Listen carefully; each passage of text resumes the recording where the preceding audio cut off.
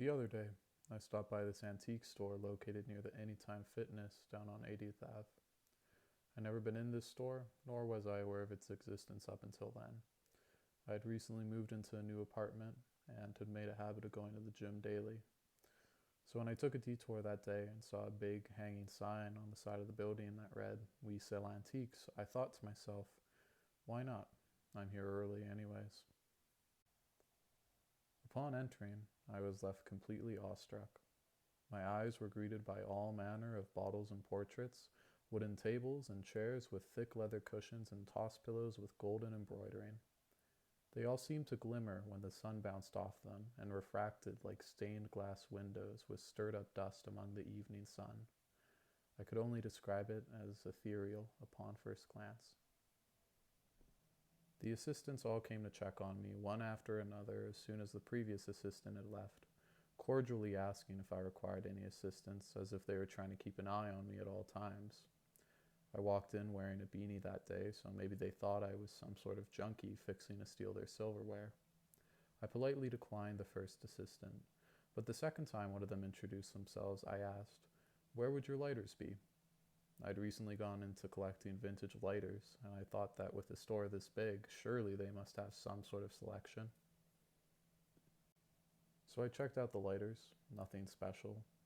I looked at their notebooks, they were all falling apart, either from pages peeling from their spines or from having already been written in thoroughly. I do pick up a cookbook while I'm there though, as I'd only recently made an effort to learn how to cook. That's when I see it. Up the stairs and on the second floor, to the left, high up on a bookshelf behind some sort of jewelry display case, sat a brown teddy bear. A rather large one at that.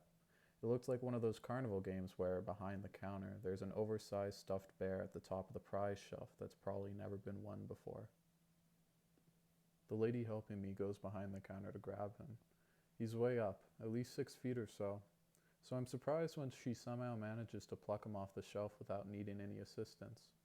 Nonetheless, she hands me the bear from across the display, and I get my first good look at him. The first thing I notice about this bear is that he's quite heavy, seemingly weighted so he sits upright on his own. I later found out that you can actually pose him, which is actually quite nice.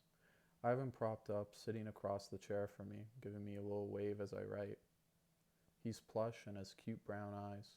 You can tell his eyes are glass just by looking at them, but oddly enough, they're shaped like the googly eyes you'd find at a Dollarama. Dressed up in a cute leather attire, he sports a small bomber jacket and a long white scarf that hangs over his shoulder, coupled with a leather hat that has small cutouts that allow his fluffy ears to poke through. The hat looks like one of those hats you'd see pilots like Amelia Earhart wearing in old photographs, back when pictures were shot in all black and white. He even has a pair of goggles that cover up his eyes, likely serving to protect them from the wind. He's perfect. I mean, he's $115, but after haggling down the price a little, 20% off is as perfect as it gets. He's apparently made in Germany by some sort of vintage toy maker, a souvenir from the 50s a store patron dropped off one day. I don't really know why I got him. Well, I do, but it's hard to explain in a way that makes sense. Lately, I've had a hard time adjusting to things. Ever since starting university, I've moved into a new place, had a recent credit fraud scare. I even met a girl. A girl that I liked a lot. At least I did. She asked to end things with me the night of me writing this. She said it's not my fault, just that she needs space, or that she's not ready for anything emotionally yet. But none of that's true. I know the real reason. And even when I have all the answers, the truth is I still somehow feel like I'm the victim. The poor, helpless, innocent victim. And I mean, who doesn't from time to time? Sometimes life throws curveballs at us and we just have to learn to live with it. It's as simple as that. But it's never that simple. Because it never really is simple. Because if life was simple, she wouldn't have left me. That's what I keep telling myself because none of it makes sense to me anymore. I feel like that's what most of life's about, making sense of it all. Finding out one day that God doesn't exist or that He doesn't give second chances, and then learning how to move on with your day. Going to the gym, cooking dinner for yourself afterwards, after the world seems to have ended, and then proceeding to process and compartmentalize it. Pretending to convince yourself that it's fine, you procrastinate on all the things that you know you should be doing but can't anymore because none of it seems to matter now.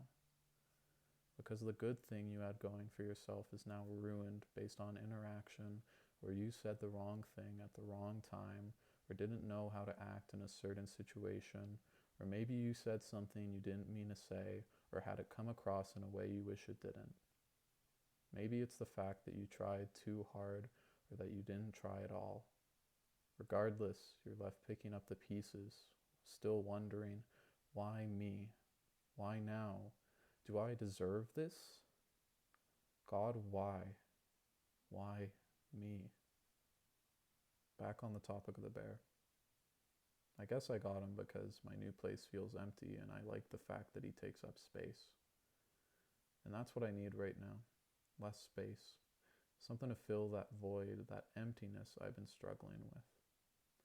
Less of the distance I feel whenever I'm with family or friends. Someone I can go to who I know will always be there. Someone I can explain things to, and someone who can explain things to me by simply just being there to listen. Mr. Bear is always there, sitting in his chair, unmoved and unfazed, without judgment. He's the perfect candidate. With Mr. Bear, life feels simpler.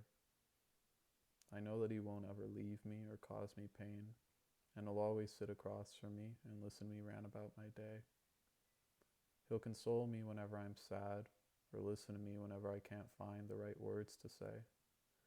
Thanks to him, the distance feels lesser than it was yesterday or the day before, and my home feels a little less empty.